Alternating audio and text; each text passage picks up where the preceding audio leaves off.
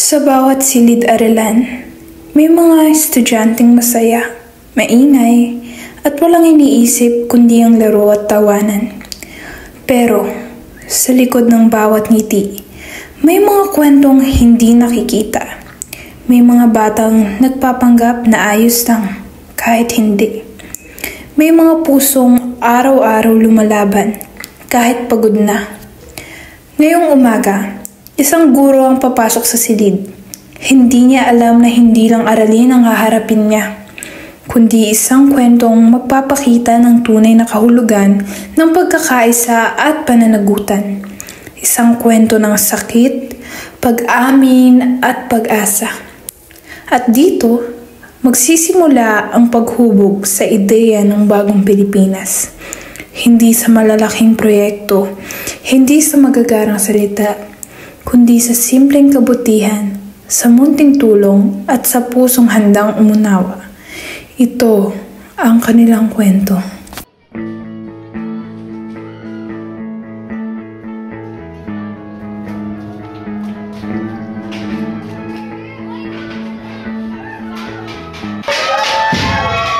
Magandang buhay! Mabuting tao! Sige po na kayo, hindi ako. Para sa inyo ba? Kapag anong niisip nyo kapag narinig nyo ang kasabihan bagong Pilipinas? Duwa na, sige. Para po sa akin, ang bagong Pilipinas ay marunong bubula. Sige, sino pa? Sige, Matthew. Para sa akin, mali si Joanna. Kasi puro break ka na naman yun. Pwede.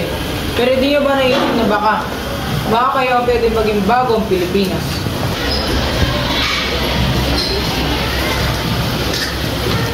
Pag-isip kayo ng proyekto na nagpapakita ng pagkakaisa at pananagutan at ang isip nyo sa bagong Pilipinas. Dala kayo ng presentation by group. Walang absent, ha? Ash, ang bagal daw para bukas ha. Ang bagal na naman, wala ng pera si Mama dahil sa bahala lang yan. Pwedeng bukas na lang, wala akong pera eh. Lagi ka na lang walang pera siya, baka nanguwi ka lang. Ash, magbayad ka na ng class once bukas. Ang dami mo ng utang.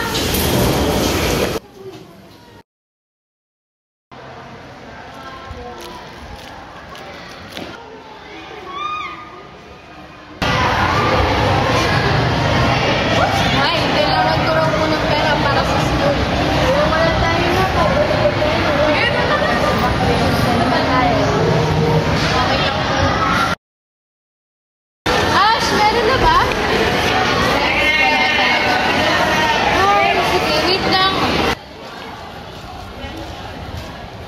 Friends, ganun na po sa inaan na. Dito ka lang pala. Kulang position natin. Ano? Kulang? Sige, ako bahala. Gagawin ko na ng paraan. Gusto ko kasi, Ash.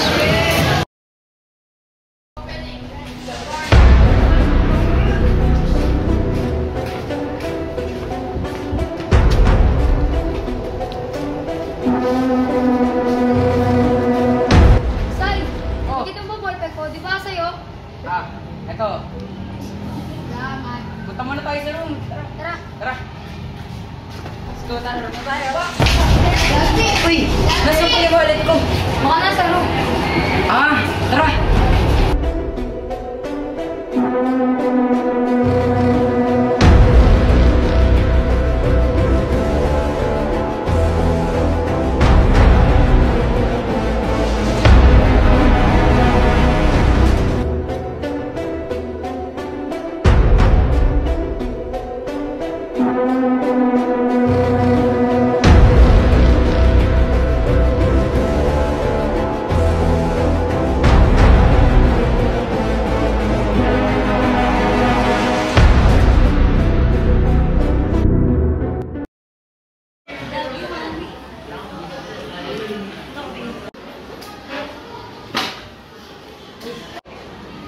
Pres, nakita mo ba yung wallet ko kahapon? Nakawala kasi.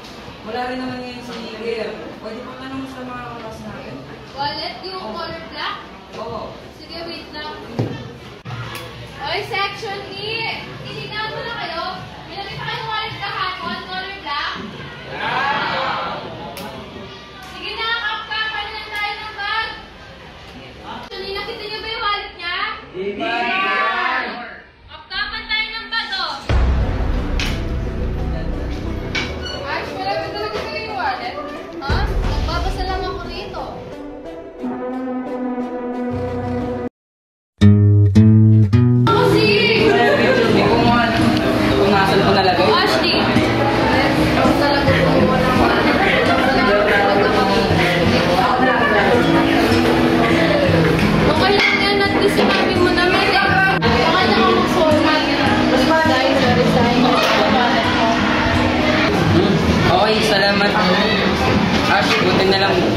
mo sa akin? Ay, nako. Hindi pa kayo tapos. Sige, basta bukas kailangan tapos na yun, ha? Sige, sir!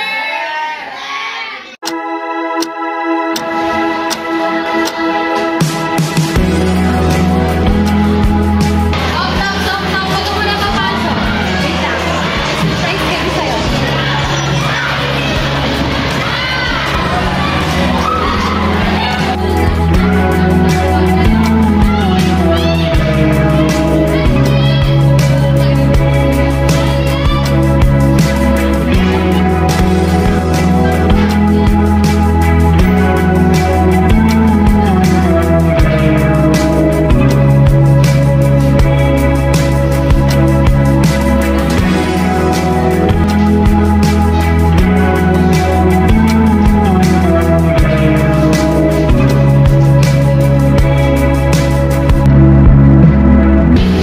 Mahusay. Pinakita nyo sa proyekto nito na ang pagkakaisa at pagtutulungan nyo.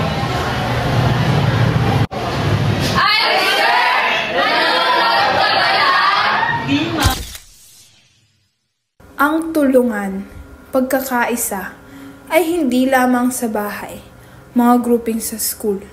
Kung hindi, nagsisimula ito sa silid. Sa mga konting tulong na ating binibigay sa mga tao, ito'y malaki para sa kanila. Ang bagong Pilipinas ay sa atin nagsisimula.